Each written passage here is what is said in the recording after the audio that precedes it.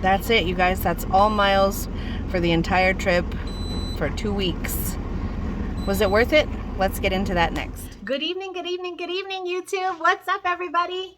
All right. So, I haven't done any recording, right? Obviously, you guys have not seen me for a little while. Just to give you a little recap, since the Ohio trip, coming back from Ohio, I really kind of laid low. I'll explain to you my reasons at the end of the video, but I laid low. I ran really hard for 2 weeks, and so I've pretty much been off the next 3 weeks.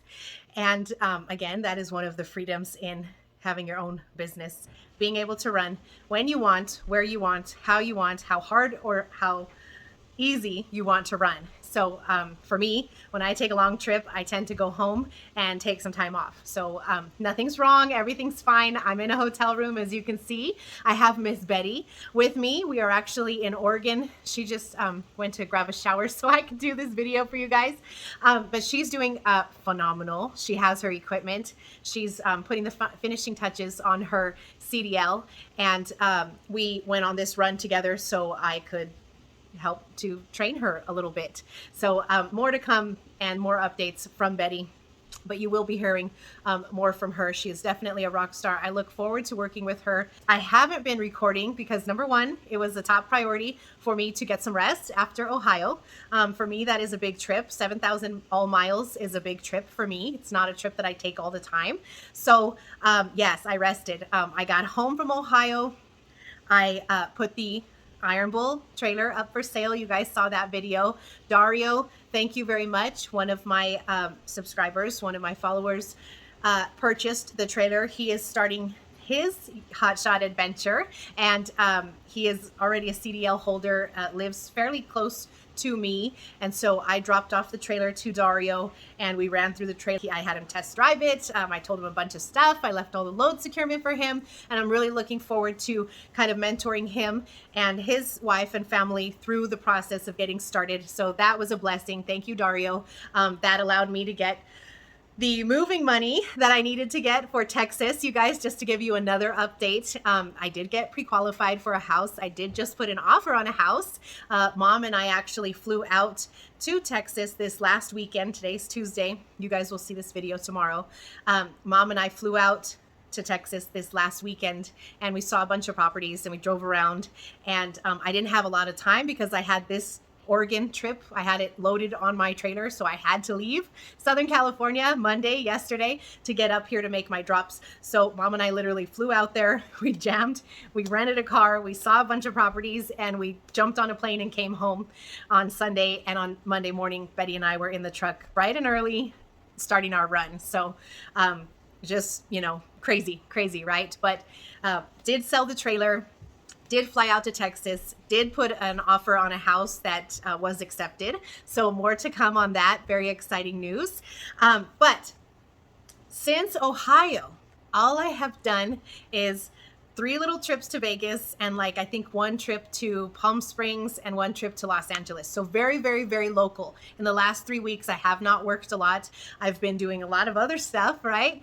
But I haven't worked that much. And I told you guys I was going to give you guys the numbers for the Ohio trip. So is OTR worth it when we're talking about Hotshot? Well, if you guys watched all the videos, I broke them up into smaller, videos along that trip. It was a 2-week trip. I left the 4th of July. If you'll remember, I left SoCal the 4th of July. I went from SoCal up to Oregon over to Iowa, then Indiana, then Ohio. And then from Ohio, I loaded up there. I went to Indiana, I believe, again on my way back, and loaded my last partial and drove all of that to Northern California, dropped it off. Northern California, I picked up 2 vehicles, brought them back to SoCal, and I did all of that in 14 days. I did take a reset in Ohio. Let's go over the numbers. That whole circle, right, that I just explained was a gross revenue of $21,515.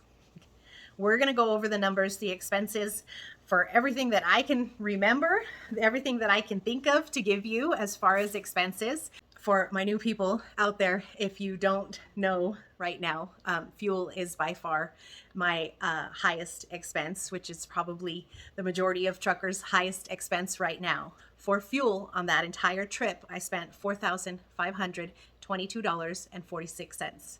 DEF, I spent $107.06. Between all of my permits, the permit for Oregon, because I don't pay for an Oregon sticker, and the toll in Ohio, and my oversized permits for all of the states between Ohio all the way to California for that oversized stick man that I brought. All of the tolls and the permits cost me $668.26.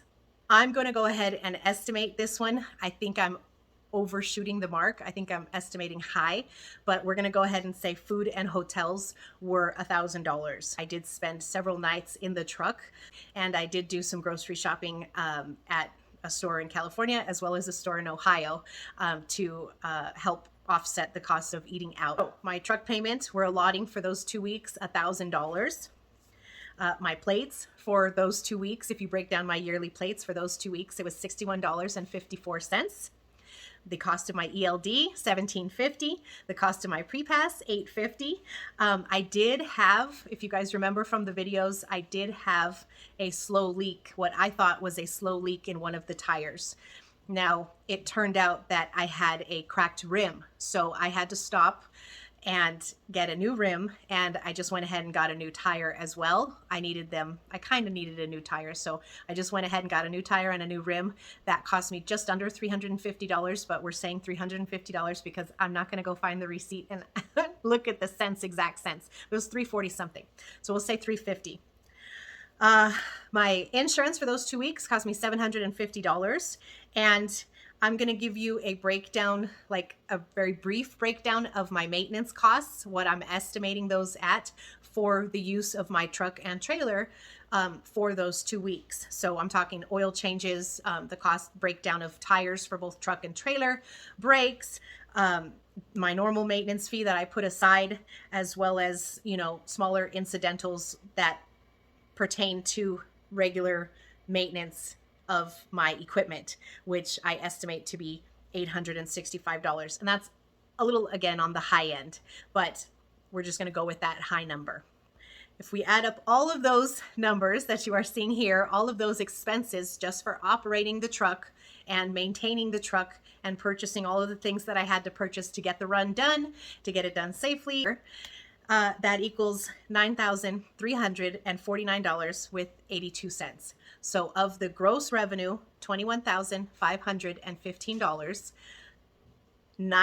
over $9,300 went back into the truck to operate and maintain the truck.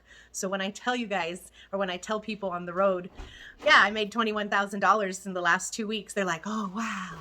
Well, almost $10,000 went right back into the truck. So the expenses are very high, right? If we subtract the total expenses from the total gross, that leaves me with a profit of $12,165.18. So I made, let's say, about $800 a day to my pocket. Now I had to work really hard for those $800. And so that's the main reason, you guys, that I came home. And I really haven't gone very far from the house. This Oregon trip is the farthest that I've gone since the middle of July. It is now the middle of August. So I have been laying low. I've serviced my direct customers as needed. They've needed me to go here, there, very locally. Okay, no problem. But this is the first out of town trip that I have taken since Ohio. It's mainly because I basically grossed with this trip, in my mind, how I think about it. And everybody's a little different, but I'll just share with you my experience and my thought process.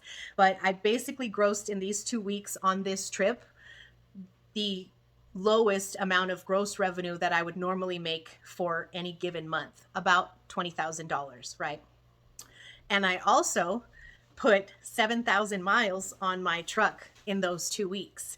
If I made, which is about the average, 7,000 miles is about the average that it takes me to rack up miles for that month. That's about my monthly miles average. So I already grossed a month's worth of revenue, and I already ran basically a month's worth of miles for the month in 2 weeks. So why wouldn't I take the next 2 weeks off? I can, or if you choose to, you guys who are starting out new, if you want to, take 4 or 5 days off and then jump back on the road, great, you can do that too. But for me, I just hung low. I stayed local, and I did, a little bit of local work, and I kind of just rested and took care of other stuff. So that's the freedom in running OTR. That's the benefit that I see in running OTR, is if you go and you take a long cross-country trip and you come back, it's about a 2-week trip, maybe a little more, depending on where you go and how many partials you're stacking, et cetera, et cetera. And then you have the freedom to come back and take the rest of the month off, or you can do what I did, run locally, take care of personal business, do other things. That's the benefit that I see. If I told Betty this earlier, like, I see the benefit if I had a big vacation, like a family vacation coming up, and I know I'm going to be out of town for 1 or 2 or more weeks. Yeah, I'll probably take a nice long run, generate as much revenue as I can for that trip, for that time period, and then come home, secure my equipment, park it, and go on vacation, because I've already made my money for the month.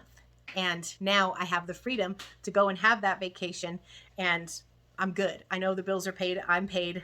Basically, my next 2 weeks is paid for, because I've already generated my revenue and the trucks and the company's revenue for the entire month in only part of the month. So that is definitely a benefit that I see to running over the road. Can big money be made in running over the road? Yes.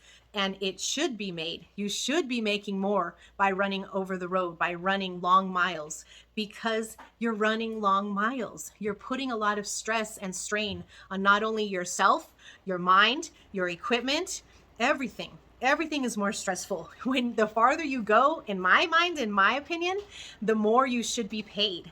So if you guys are running OTR and you're not seeing the numbers, then there's a problem, because maybe you might want to think about and look at who you're working for, and if it is all off of the load boards or whatever the case, because longer miles should mean more money.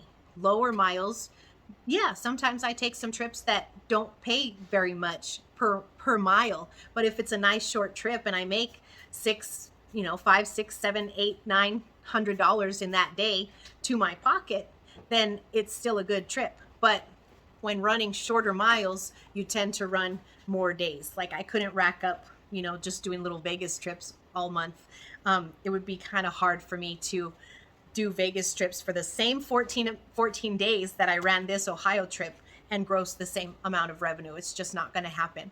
So those are the pros. Those are the cons, you guys. Being far away from home for a long period of time is also, I find it a little bit stressful. I tend to miss my home. You guys know, like, I'm always trying to get home.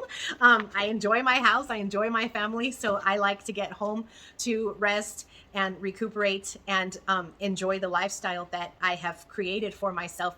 Because if not, then what is it worth? What's it for? If all I'm doing is running hard, and not having any balance in my life, and not finding the right amount of revenue that I need to generate, then what's the point? You might as well run local and not have hotels and not have to eat out so much and not have to be so stressed out and not stress out your equipment so much, right? So those are things to think about, you guys. Those are things to consider.